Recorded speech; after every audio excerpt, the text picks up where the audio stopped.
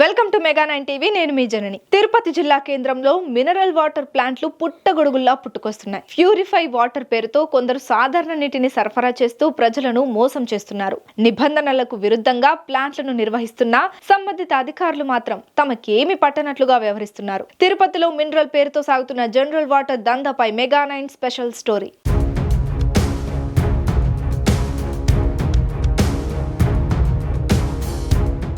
ఆధ్యాత్మిక నగరమైన తిరుపతిలో వీధికి 2 చొప్పున వందల సంఖ్యలో మినరల్ వాటర్ ప్లాంట్లు ఉన్నాయి. ఇందులో కొన్నింటికి తప్ప మిగతా వాటర్ ప్లాంట్లకు ISI రిజిస్ట్రేషన్ అనుమతులు లేకున్నా రోజు వేల లీటర్ల వాటర్ విక్రయించి లక్షల్లో సొమ్ము చేసుకుంటున్నారు. ఈ నీటిని త్రాగిన వారికి ఆరోగ్య సమస్యలు వస్తున్నాయి. మినరల్ వాటర్ మాటున జరుగుతున్న దందాను అరికట్టాల్సిన నగరపాలక సంస్థ అధికారులు మామూలు మత్తులో జోగుతున్నట్లు ఆరోపణలు వినిపిస్తున్నాయి. మినరల్ వాటర్ పేరుతో వాటర్ ప్లాంట్ల యాజమాన్యాలు నీటిని శుద్ధి చేయకుండానే క్యాన్లలో నింపి నీళ్ల దందా చేస్తున్నారు. నీటిని నిల్వ చేసే వాటర్ ట్యాంక్లను నెలల తరబడి శుభ్రం చేయకుండా అలానే వాడడం వలన నాచు పేరుకుపోయి అధ్వానంగా మారాయి. నీటిని శుద్ధి చేసిన తర్వాత నిబంధనల ప్రకారం తేదీ వివరాలను క్యాన్లపై స్టిక్కర్లు చేయాల్సి ఉన్న ప్లాంట్ల నిర్వాహకులు పాటించడం లేదు. Tirupati pilgrim city. ఈ సిటీకి నిత్యం భక్తులు యాత్రికులు రోజు 1,00,000 మందికి పైగా ఇక్కడికి వస్తూ ఉంటారు.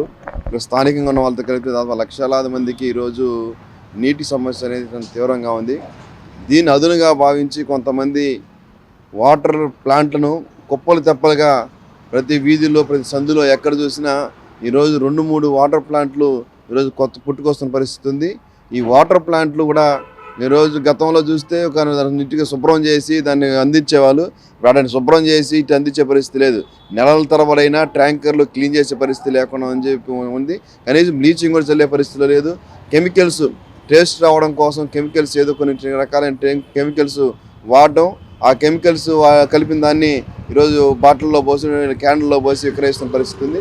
ఇది ఒక పెద్ద బిజినెస్గా ఈరోజు కొంతమంది దీనిపైన దందా చేస్తున్న పరిస్థితి కనబడుతోంది.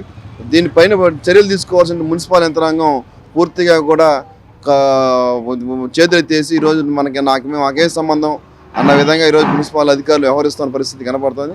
ఈ వాటర్ ప్లాంట్ల పైన తనిఖీలు చేసి దానిపైన వెంటనే సంబంధించి నీటికి సంబంధించినటువంటి క్వాలిటీ ఉందా లేదా, ఎంత మోతాదులు కెమికల్స్ కలుపుతున్నారు, ఆ విషయాలపైన చర్యలు తీసుకోకుండా కనీసం మామూలుకు అలవాటు పడిపోయినటువంటి అధికారులు కూడా ఈరోజు ఉండడం వల్లే ఈరోజు మొత్తం కూడా ప్రభుత్వానికి సంవత్సరానికి ఒకసారి వాటర్ ప్లాంట్ నడిపే వాళ్ళు పర్మిషన్ తీసుకోవాలి, ₹1,00,000 దాకా డబ్బులు కట్టాల్సి వచ్చిన పరిస్థితి ఉంది. దాన్ని ప్రతి నెల రెన్యువల్ చేసుకోవడము, అది కొన్ని రకాలైనటువంటి డిమాండ్స్ ఉన్నాయి. వాటి కూడా ఫాలో అవ్వకుండా ఇవ్వద్దు ఉండడం వల్ల కొంతమంది ఇప్పుడు డబ్బులకే ప్రయారిటీ ఇవ్వడం వల్ల అనేక రకాల సమస్యలు పొద్దు ఆ నీళ్లు తాగడం వల్ల.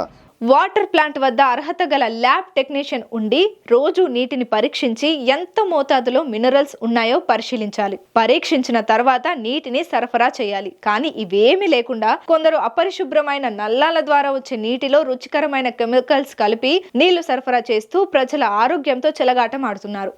వాటర్ ప్లాంట్లు ISI అనుమతి పొందాలంటే ₹1,00,000 వరకు ప్రభుత్వానికి చెల్లించాల్సి ఉంది. ప్రతి నెల పర్యవేక్షణ కోసం 10,000, సంవత్సరానికి ఒక్కసారి రెన్యువల్ కోసం 50,000 వరకు రాష్ట్ర ప్రభుత్వానికి చెల్లించాల్సి ఉంటుంది. ఈ మొత్తాన్ని చెల్లించకుండా ప్లాంట్ల నిర్వాహకులు సంబంధిత శాఖలోని కొంతమంది అధికారులకు ముడుపులు చెల్లించి ఇష్టానుసారం నీటిని విక్రయిస్తూ ప్రజల ప్రాణాలతో చెలగాటమాడుతున్నారు.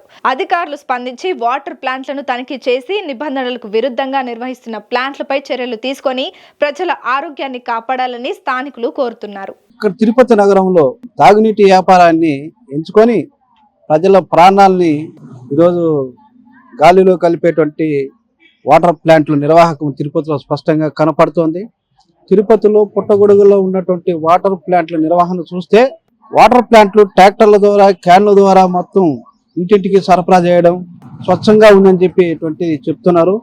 నిజంగా వాస్తవానికి కానీ పరిశీలన చేస్తే ఏ వాటర్ ప్లాంట్ కూడా ల్యాబ్ టెక్నీషియన్ ద్వారా పరీక్షించి సరిపడేటువంటి మోతాదులో కెమికల్స్ కలిపి ప్రజల ఆరోగ్యాల్ని దెబ్బతినకుండా ప్రజల ప్రాణాలకు ఇబ్బంది లేకుండా ఆ రకంగా చేయాల్సినటువంటి వాటర్ ప్లాంట్ అలా చేయకుండా నీరు రుచిగా ఉండే పద్ధతుల్లో కెమికల్స్ కలిపేసి ఇదే స్వచ్ఛమైన నీరు అని చెప్పి వాటర్ ప్లాంట్ ఈ రకంగా ప్రజల ప్రాణాలతో ఆడుకుంటుంది. ఇది సరైనటువంటిది కాదు.